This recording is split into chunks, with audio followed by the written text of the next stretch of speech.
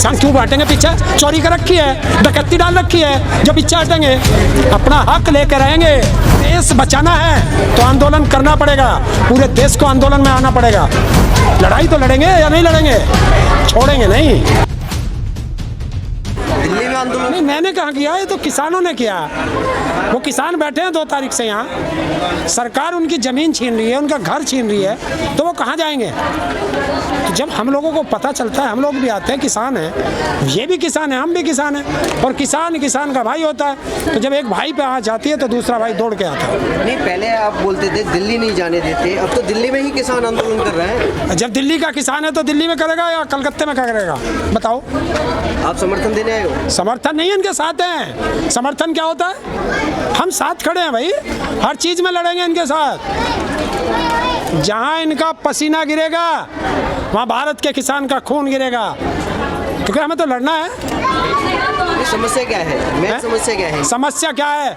किसान के साथ सरकार की लड़ाई क्या होती है? जब उसकी जमीन छीनते हैं, उसका घर छीनते हैं, यही सरकारों से लड़ाई होती है।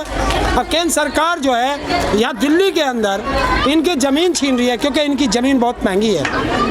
मैं कहता हूँ उसको जमीन चाहिए, हम आज ही सारी जमीन भारत सरकार को देते हैं, जो इसका सर्किल रेट के हिसाब से और किसानों के उसमें भूमि अधिग्रहण कानून के अंतर्गत जो इनका मुआवजा है, सरकार आज इन्हें दे, ये चले जाएंगे छोड़ के।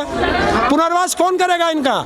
जब भी किसी भी गांव को उजाड़ा जाता है तो पहले सरकार उसका पुनर्वास करती है, और यहाँ तो डीडीए का बुलडोजर आता है और ये बेचारे भोले भाले किसान हैं, इनके घर को तोड़ के चला जाता है, इनकी खेती को उजाड़ के चला जाता है। ये लोग जो उससे आदेश मांगते हैं, आदेश वो कोई दिखाते नहीं है। तो ये किसका आदेश से यहाँ आ रहे हैं? आप यहाँ खड़े हो, ये पुल है, रोड चल रहा है ऊपर, पुल के नीचे ये मकान भी बने हुए हैं, तो ये तो अवैध कब्जा होगा ना? अरे ये पुल बाद में बना है, ये 1913 से यहाँ रह रहे हैं। जब तो ना भारत सरकार थी ना भारत आज़ाद था, ये अंग्रेजों के समय से रह रहे हैं। अंग्रेजों ने इनको ये ज़मीन दी थी, इनके पुरखों को दी थी, ये तब से इस पे खेती करते आ रहे हैं। और अगर ये यहाँ के नहीं हैं तो हिंदुस्तान में इनका कोई एक ठिकाना बताएं कि कहाँ के हैं ये लोग।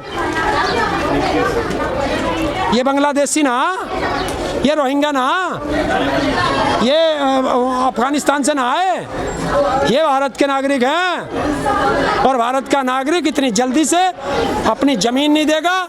अगर इनकी ज़मीन छीनी जाएगी, किसान है अपनी मातृभूमि के लिए तो गर्दन भी कटा देता है, तो कैसे दे देंगे अपनी ज़मीन? नहीं, आपने देखा होगा जगह जगह जो अतिक्रमण हटाने के लिए बुलडोजर चलाया जाता है, यहाँ भी बता रहे हैं कि बुलडोजर चला है। ये कौन से संविधान में लिखा है? आईपीसी, सीआरपीसी 2 नियम है हमारे यहाँ, कोई सी एक धारा में बताओ कि बुलडोजर चला देंगे। अगर इन्हें बुलडोजर ही चलाने तो सुप्रीम कोर्ट से लेकर जिला अदालत तक सब में ताले लगा दो, उनकी जरूरत ही नहीं है। अतिक्रमण हटना चाहिए कि नहीं? अवैध अतिक्रमण जो अवैध अतिक्रमण को तुम खूब हटाओ, ये अवैध है।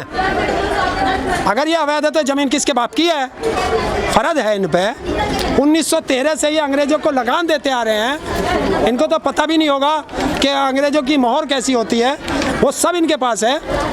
तो कौन है इनका मालिक? नहीं, आपने पहले देखा हरियाणा में खौरी गांव को हटा दिया गया, तो वहाँ भी तो लोग कागज दिखा रहे थे, सारे प्रूफ दिखा रहे थे। हाँ, तो यही तो तानाशाह होती है, और तानाशाह के खिलाफ सबको इकट्ठा होकर लड़ना पड़ेगा, वरना तानाशाह बिगड़ चुका है। और ये जो हिटलर बनने जा रहा है, तो हिटलर से मुकाबला देश की जनता को करना पड़ेगा। नहीं, इनके हाथ में कुछ कागज है, ये कागज। अरे ये रे कागज, ये देखिए,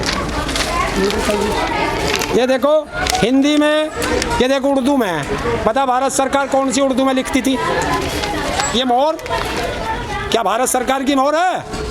ये अंग्रेजों की मोहर है, जब अंग्रेजों को ये लगान देते थे। जब डीडीए बना उसके बाद भी ये लगान देते हैं। ये रे हिंदी की, ये भी 1939 की है, भारत की आज़ादी से पहले की। तो सारे कागज होने के बावजूद तो इनको मतलब कोर्ट से मदद मिल जाएगी? अरे मदद तो मिल जाए कोर्ट से, ये कहाँ से लाए? 5 लाख रुपए पर डे हियरिंग का वकील कहाँ से लाए, बताओ मुझे। डीडीए तो तुरंत खड़ा कर देता, उसका क्या जा रहा हो, तो सरकार के वकील हायर कर रखे उन्होंने। तो ये कैसे एक बड़े वकील को हायर करें?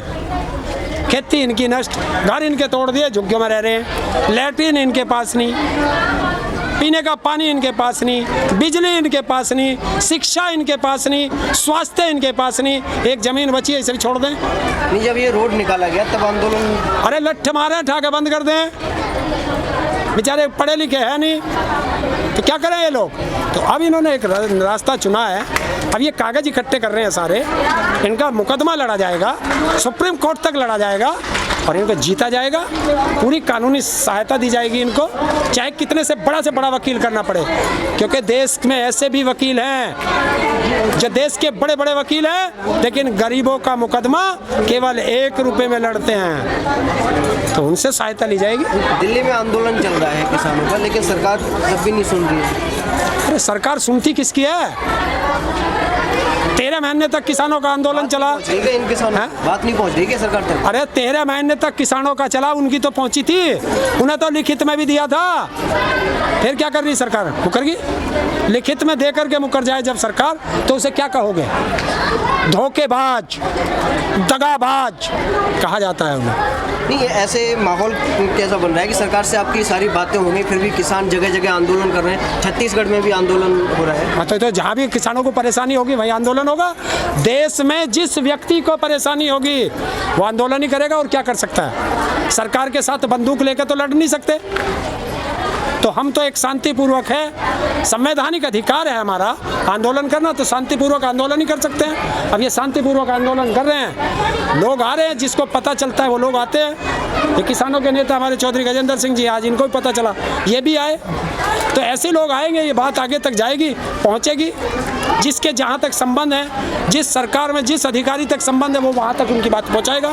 क्या ये छोटा सा जो आंदोलन है बड़ा रुख लेगा? कोई छोटा और बड़ा आंदोलन नहीं होता।